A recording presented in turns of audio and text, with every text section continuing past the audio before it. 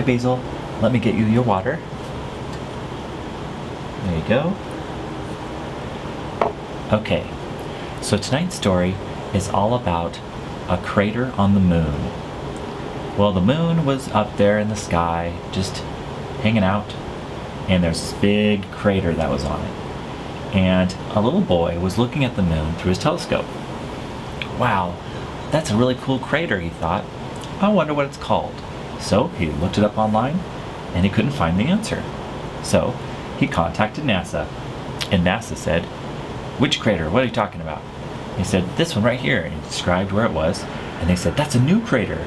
You get to name it." "Really?" he said. "Yep, that's the rule here," they said. "If you find a crater, you get to name it." "Oh boy, I'm gonna call it gum chewing." NASA said, "Wait, are you sure? Because most of the time they like name one after themselves or anything like that." "Nope, I want to call it a gum chewing crater." "Okay," said NASA. All right, so after that they published it in all the journals, and the little boy grew up to be an astronaut. And guess what he got to do? That's right. He went up to the moon and got to finally see the crater that he named when he was a little boy. Well, he got right up there on his little moon rover. It's like a little car. And he got out and slowly made his way over. And there, in the middle of the crater, was his name. "What? Huh? How did this happen?" he said. So he contacted NASA. "Excuse me, NASA, I have a question." "What's that?" they said to the astronaut. "Well, it seems that the crater that I discovered back when I was a kid, it actually has my name on it. How is that possible?" "What?"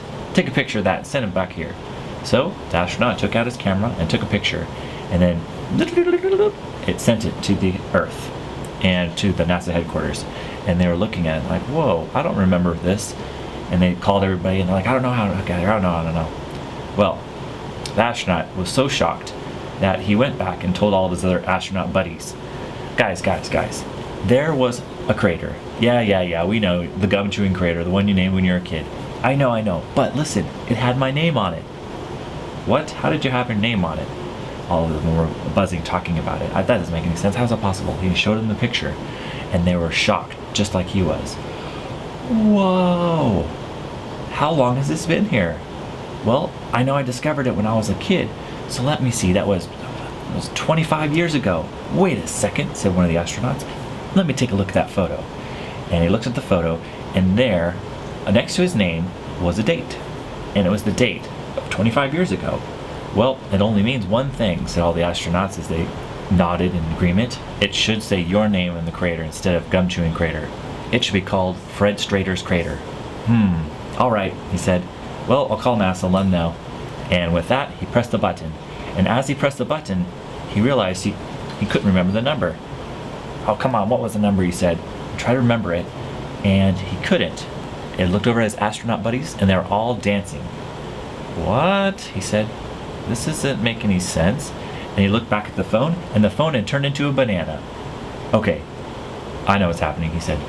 "I must be dreaming." And he said, wake up. And sure enough, he woke up. And he was a little boy. Oh. And he looked, and there was the crater. Hello, can you hear us?" He looked down at the phone. "Hello, who is this?" NASA, you called us. You said you found a crater?" Yeah. And we confirmed it. What do you want to call it?" And with that, he told them, "Call it Fred Strader's crater." The end. I hope you liked that story, Basil. It just goes to show you that sometimes maybe you need to really consider what you name things. All right, good night. Bye. Boo.